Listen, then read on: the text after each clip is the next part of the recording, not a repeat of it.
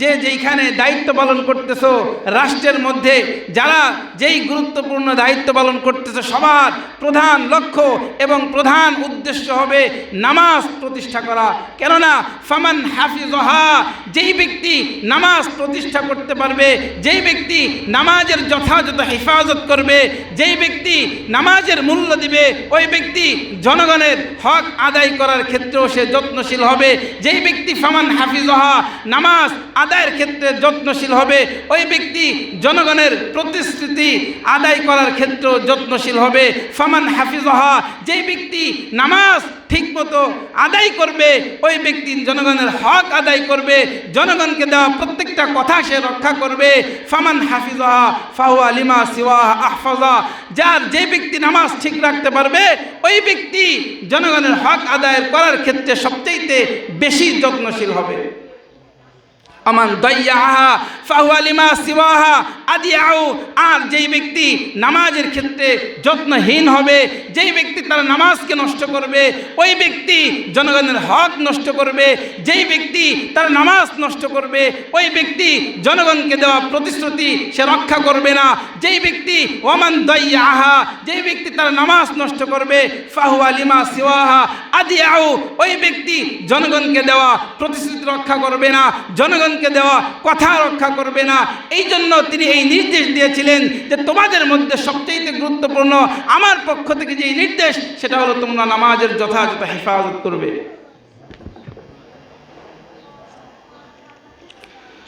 এই নামাজ যার ঠিক হবে তার সব কিছু ঠিক হয়ে যাবে।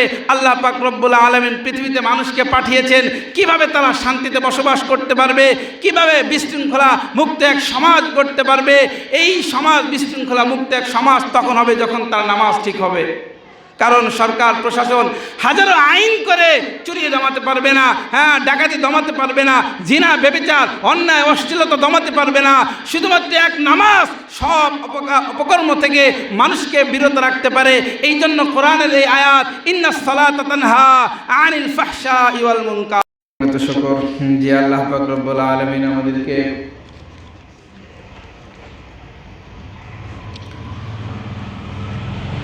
শাবান মাসের গুরুত্বপূর্ণ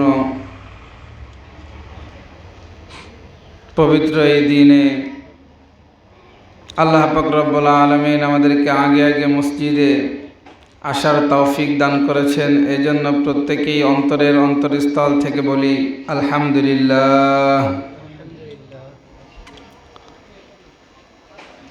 শাবান মাসের আগের মাস পরের মাস, দুটি মাস সম্মানিত। এর মাঝে একটি মাস শাবান মাসের আগের মাস রজব, পরের মাস রমাদান, দুটি মাসই সম্মানিত। 4 মাসের মধ্যে 2 মাস, মাঝখানে এই শাবান, যেই মাসে মানুষ ইবাদত কম করত, এই মাসে মানুষ গাফলাতি করত। আর এই গাফলাতির সময়ে রাসূল বলেন যে যখন মানুষ গাফলাতি করে আর এই সময়ে আমি যদি আল্লাহ তাআলার বেশি ইবাদত করি তাহলে আল্লাহর বেশি নৈকট্য অর্জন করতে পারবো। তাহলে এটা বেশি ইবাদত করে আল্লাহ তাআলার নৈকট্য অর্জন করার একটা মাস, একটা সময়। যত বেশি ইবাদত করতে পারবো আমি তত বেশি লাভবান হতে পারবো, যত বেশি আল্লাহর জিকির করতে পারবো, যত বেশি রোজা রাখতে পারবো তত বেশি লাভবান হতে পারবো। যত বেশি দোয়া করে আল্লাহ তাআলার কাছে আমরা আল্লাহ তাআলার থেকে যত বেশি নিতে পারি ততই আমাদের লাভ। রজব চলে গেছে কিন্তু তারপরেও এই মাসেও সাহাবা ইকরাম দোয়া করতেন আল্লাহুম্মা বারিক লানা ফি রজব ওয়া শাবান। রজব তো চলে গেছে, এরপরেও এই দোয়া করার কারণ কি? রজব ওয়া শাবান, এই দোয়া মানুষের হায়াত বৃদ্ধি করে। কেননা আমরা যদি এটা বলতে থাকি আল্লাহ আপনি আমাকে শাবান মাসে এবং রজব মাসে মধ্যে বরকত দান করেন, তাহলে দেখা যায় রজব তো চলে গেছে, এক রজব চলে গেছে, 11 মাস পর আর এক রজব আসতেছে। এই দোয়ার অর্থ দাঁড়ায় আল্লাহ ওই আগামী রজব পর্যন্ত আপনি আমার হায়াতের মধ্যে বরকত দান করেন। তাহলে এই দোয়া এইভাবে যদি করি তাহলে আমাদের হায়াতের মধ্যে কি আল্লাহ তাআলা বরকত দান করবেন। তো দোয়া হাদিসের মধ্যে আসছে, আমরা জানি, জানার পরেও যদি আমল না করি তাহলে কেমন হয়? টাকা পয়সা অভাব নাই, সব কিছু আছে, যদি আমি কিপটামি করি সব রেখে দেই ব্যাংকের মধ্যে, না খাই, তারপরে তো হায়াত শেষ হলে যখন মারা যাবে তো টাকায় মানে টাকা দ্বারা আমি কি উপকার পাইলাম? কোনো লাভ নাই। জানার পরে যদি আমল না করি কোনো লাভ নাই। যখন জানতো না, কোরআন আসার আগে, কোরআন নাজিল হওয়ার আগে মানুষ জানতো না, এই জন্যই যে যা মন চায় তাই করতো, যখন যেটা মনে চায় তাই করতো। কোরআন আসার পরেও যদি মানুষ যখন যেটা মনে চায় তাই করে, তাহলে এদের মতো কপাল পোড়ার হতভাগা তো কেউ হতে পারে না। তো কোরআন যেহেতু আসছে, কোরআন আসার আগে মানুষের হালাত, মানুষের অবস্থা একরকম ছিল, কোরআন আসার পরে অবস্থার আগের মতো নয়, অবশ্যই পরিবর্তন দরকার। তো এই পরিবর্তনটা কে করবে? যে জানে সে পরিবর্তন করতে পারবে, যে জানে না তার মধ্যে কোনো পরিবর্তন আসবে না। এই জন্য সব ক্ষেত্রে, সব জায়গায় প্রত্যেকটা ক্ষেত্রে, প্রত্যেকটা সেক্টরে এমন লোকের প্রয়োজন যে লোক কোরআন জানে, ইলমে ওহীর এই জ্ঞান যার মধ্যে আছে, সেই পরিবর্তন করতে পারবে। প্রত্যেকটা প্রতিষ্ঠানে, প্রত্যেকটা জায়গায় ইলমে ওহীর জ্ঞান যাদের মধ্যে আছে, এমন ব্যক্তিকে যদি পরিচালক হিসেবে প্রধান তাকে যদি নির্বাচন করা হয়, তাহলে সেই কোরআন অনুযায়ী ওই ক্ষেত্রটা, ওই প্রতিষ্ঠানটা সে পরিচালিত করতে পারবে, অন্যথায় নিজের মতো করবে। অনেক জায়গায় দেখেন না, কিছুদিন আগে নরসিংদী গেছিলাম, একটা ড্রিম হলিডে পার্ক, সেখানে দেখলাম যে সৌন্দর্যের জন্য, মানুষের মন আকৃষ্ট করার জন্য কত বিষয় রয়েছে, কত সুন্দর সুন্দর ফুল গাছ, এগুলো দেওয়া যায়, আর অন্যান্য ডিজাইন অনেক কিছু করা যায়, বিভিন্ন ধরনের গাছ। তো সেখানে মূর্তি এবং ভাস্কর্য দিয়ে ভরা। যদি এইরকম এই সমস্ত জায়গাগুলোতে প্রধান এমন ব্যক্তি থাকতো, পরিচালক এমন ব্যক্তি থাকতো, যেই ব্যক্তির মধ্যে ইলমে ওহীর এই জ্ঞান যদি থাকে, তাহলে অবশ্যই এমনটা করতো না। তাহলে তার জ্ঞান অনুযায়ী সে ওইটা পরিচালনা করত। যদি এই জ্ঞানটা না থাকার কারণে, ইলমে ওহীর এই জ্ঞান না থাকার কারণে নিজের মতো করে সে ওইটা সাজিয়েছে। এই জন্য সব জায়গায় দরকার ইলমে ওহীর জ্ঞান যাদের আছে, এমন ব্যক্তি দরকার।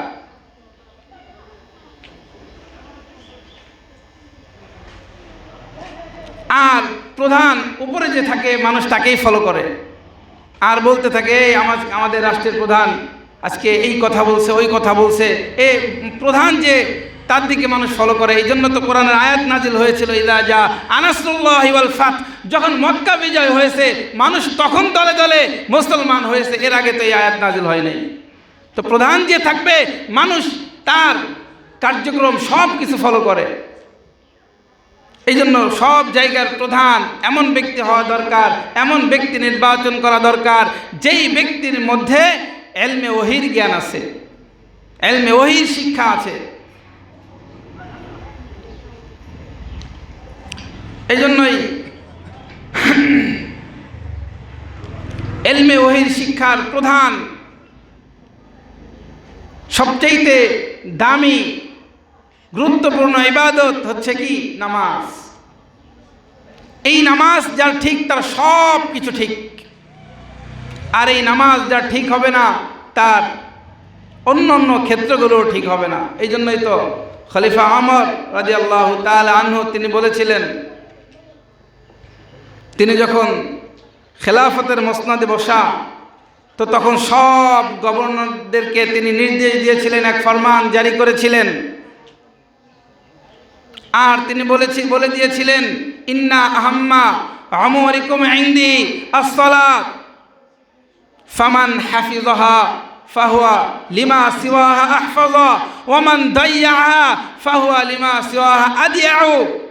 তিনি বলে দিয়েছিলেন যে সবচাইতে যার যেইখানে দায়িত্ব পালন করতেছো, রাষ্ট্রের মধ্যে যারা যেই গুরুত্বপূর্ণ দায়িত্ব পালন করতেছো, সবার প্রধান লক্ষ্য এবং প্রধান উদ্দেশ্য হবে নামাজ প্রতিষ্ঠা করা। কেননা ফামান হাফিজহা, যেই ব্যক্তি নামাজ প্রতিষ্ঠা করতে পারবে, যেই ব্যক্তি নামাজের যথাযথ হেফাজত করবে, যেই ব্যক্তি নামাজের মূল্য দিবে, ওই ব্যক্তি জনগণের হক আদায় করার ক্ষেত্রেও সে যত্নশীল হবে। যেই ব্যক্তি ফামান হাফিজহা, নামাজ আদায়ের ক্ষেত্রে যত্নশীল হবে, ওই ব্যক্তি জনগণের প্রতিশ্রুতি আদায় করার ক্ষেত্রেও যত্নশীল হবে। ফামান হাফিজহা, যেই ব্যক্তি নামাজ ঠিকমতো আদায় করবে, ওই ব্যক্তি জনগণের হক আদায় করবে, জনগণকে দেওয়া প্রত্যেকটা কথা সে রক্ষা করবে। ফামান হাফিজহা ফাহুয়া লিমা সিওয়াহা আহফাজা, যে ব্যক্তি নামাজ ঠিক রাখতে পারবে, ওই ব্যক্তি জনগণের হক আদায় করার ক্ষেত্রে সবচেয়ে বেশি যত্নশীল হবে। আমান দাইয়াহা ফাহুয়া লিমা সিওয়াহা আদিয়াউ, আর যেই ব্যক্তি নামাজের ক্ষেত্রে যত্নহীন হবে, যেই ব্যক্তি তার নামাজকে নষ্ট করবে, ওই ব্যক্তি জনগণের হক নষ্ট করবে। যেই ব্যক্তি তার নামাজ নষ্ট করবে, ওই ব্যক্তি জনগণকে দেওয়া প্রতিশ্রুতি সে রক্ষা করবে না। যেই ব্যক্তি ওমান দাইয়াহা, যেই ব্যক্তি তার নামাজ নষ্ট করবে, ফাহুয়া লিমা সিওয়াহা আদিয়াউ, ওই ব্যক্তি জনগণকে দেওয়া প্রতিশ্রুতি রক্ষা করবে না, জনগণকে দেওয়া কথা রক্ষা করবে না।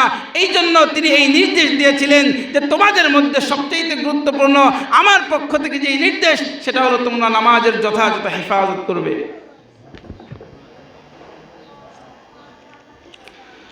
এই নামাজ যার ঠিক হবে, তার সব কিছু ঠিক হয়ে যাবে। আল্লাহ পাক রব্বুল আলামিন পৃথিবীতে মানুষকে পাঠিয়েছেন কিভাবে তারা শান্তিতে বসবাস করতে পারবে, কিভাবে বিশৃঙ্খলা মুক্ত এক সমাজ করতে পারবে। এই সমাজ বিশৃঙ্খলা মুক্ত এক সমাজ তখন হবে যখন তার নামাজ ঠিক হবে। কারণ সরকার প্রশাসন হাজারো আইন করে চুরি দমাতে পারবে না, ডাকাতি দমাতে পারবে না, জিনা ব্যভিচার অন্যায় অশ্লীলতা দমাতে পারবে না। শুধুমাত্র এক নামাজ সব অপকর্ম থেকে মানুষকে বিরত রাখতে পারে। এই জন্য কোরআনের এই আয়াত ইন্নাস সালাতা তানহা আনিল ফাহশাই ওয়াল মুনকার, যে নামাজ মানুষকে সব অপকর্ম থেকে, ফাহশা এবং মুনকার, সব ধরনের গুনাহ থেকে, সব ধরনের অপরাধ থেকে নামাজ মানুষকে বাঁচায়। নামাজ মানুষকে চুরি থেকে বাঁচায়, নামাজ মানুষকে অপরাধ থেকে বাঁচায়, নামাজ মানুষকে ডাকাতি থেকে বাঁচায়, নামাজ মানুষকে মাল আত্মসাৎ করা থেকে বাঁচায়, নামাজ মানুষকে অশ্লীলতা থেকে বাঁচায়। আর এই নামাজ যখন ঠিক হয়ে যাবে, গোটা সমাজ ঠিক হয়ে যাবে। কোরআনের আয়াত আমরা তো মুখে মুখে শুধু বলি, খুব গভীরভাবে ভাবিও না, অথচ প্রত্যেকটা কথা, কোরআনের প্রত্যেকটা কথা, আগামীকাল যে সূর্য উঠবে এটা যেমন সত্য, কোরআনের প্রত্যেকটা কথা তার চেয়েও বেশি সত্য।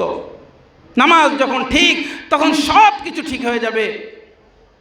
নামাজ যা ঠিক, তার ওই সমাজের মধ্যে যদি চুরি ডাকাতি না থাকে, আর অশান্তি থাকবে, অশ্লীলতা, কোনো ধরনের অপকর্ম, অনইসলামিক, অসামাজিক, অধর্মীয় সব কাজ যখন বন্ধ হয়ে যাবে, তখন ওই সমাজের মধ্যে শান্তি সুশৃঙ্খলা ফিরে আসবে।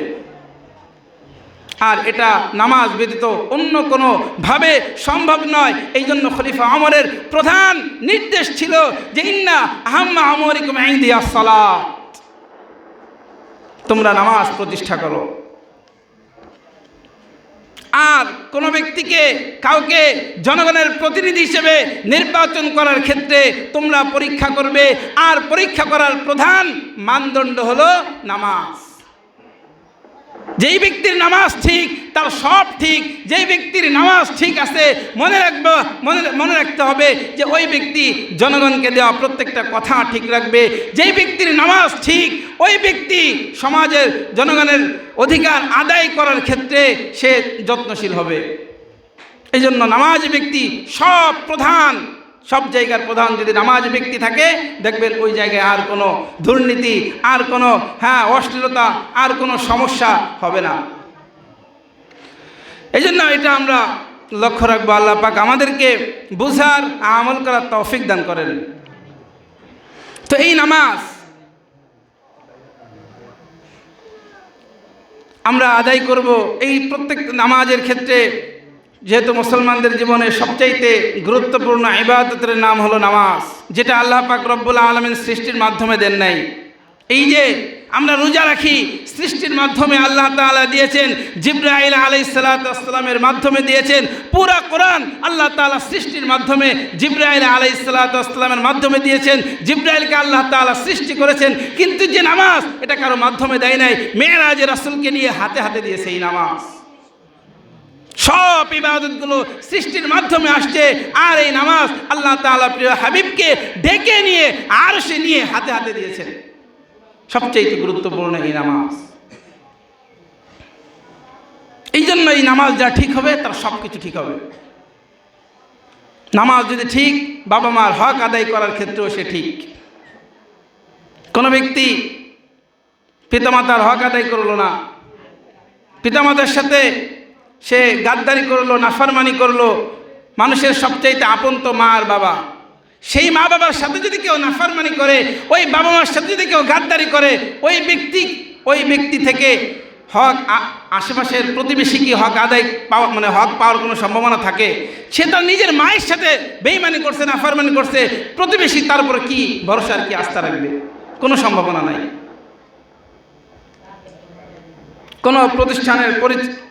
কোনো প্রতিষ্ঠানের মালিক, কোনো ফ্যাক্টরির মালিক একজনকে দায়িত্ব দিল, ম্যানেজারের দায়িত্ব।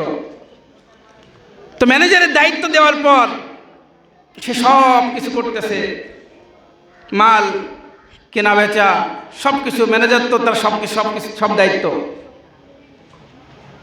সে তার দায়িত্বগুলো পালন করতেছে। আগে তার কোনো টাকা পয়সা ছিল না, রাস্তায় ঘোরাঘুরি করতো, কিচ্ছুই ছিল না। এখন এক কোম্পানির মালিক তাকে এনে কোম্পানির ম্যানেজার বানায় দিল। এখন সব কিছু নিজের মতো করতেছে।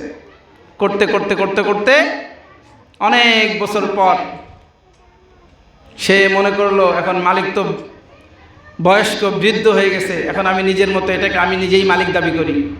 তখন সে মালিক দাবি করা শুরু করলো। যার কিচ্ছু ছিল না, 1-2 যুগ পরে সে এই কোম্পানির মালিক দাবি করতেছে, অথচ তাকে এক রাস্তা থেকে এনে তাকে দায়িত্ব দিয়েছিল।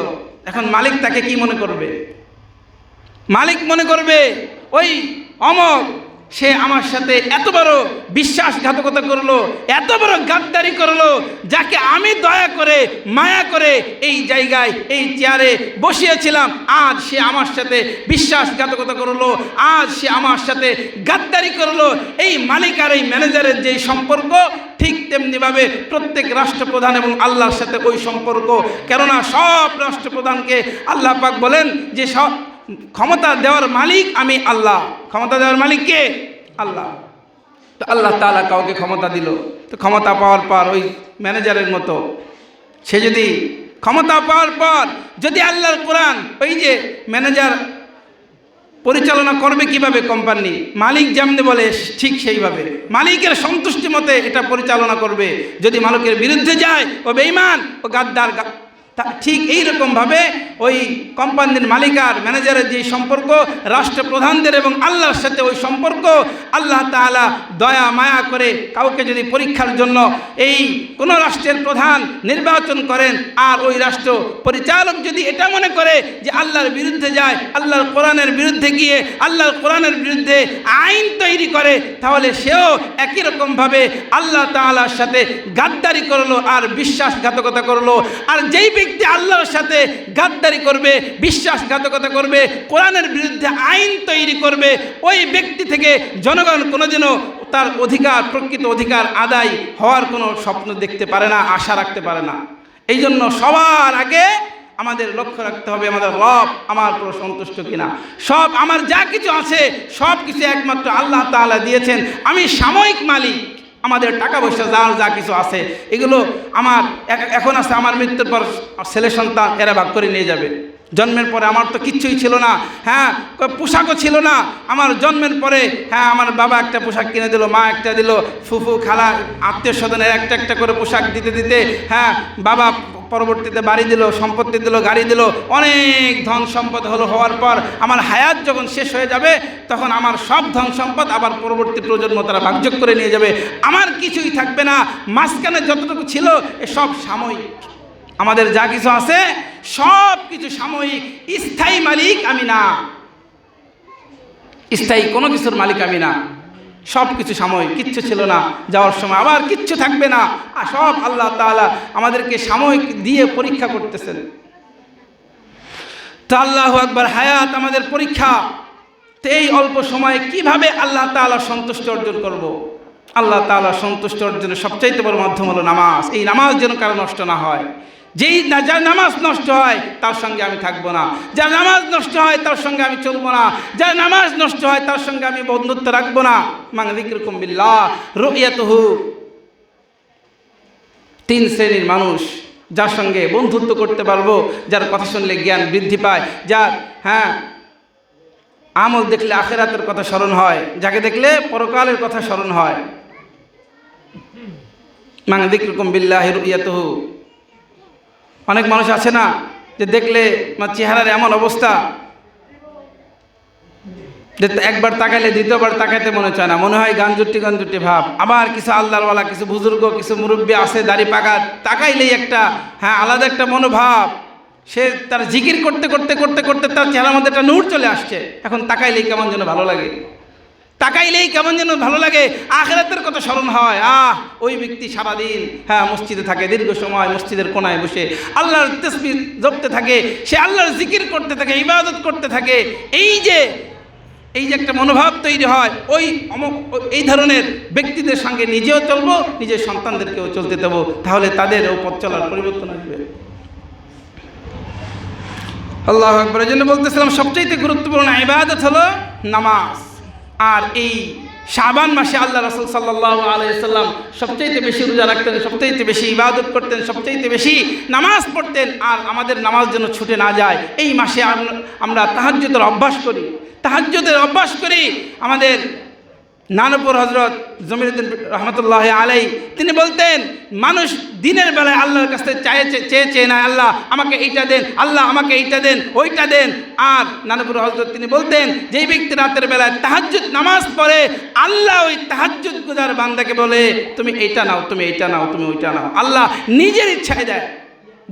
দিনের বেলা আমরা চেয়ে নিলাম এই প্রয়োজন, ওই প্রয়োজন, সব প্রয়োজনগুলো চেয়ে নিলাম।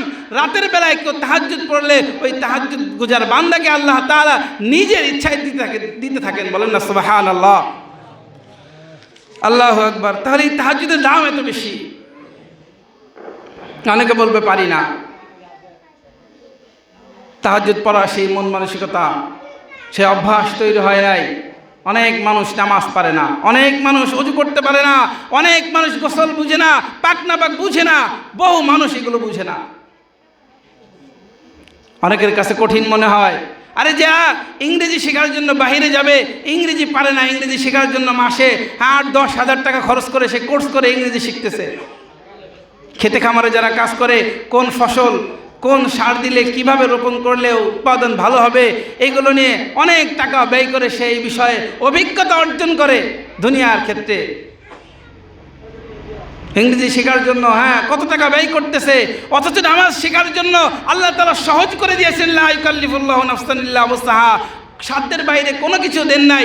নামাজ এত সহজ করে দিয়েছেন, ইবাদত এত সহজ করে দিয়েছেন, ইসলামের প্রাথমিক শিক্ষাটা আল্লাহ তাআলা এত সহজ করে দিয়েছেন।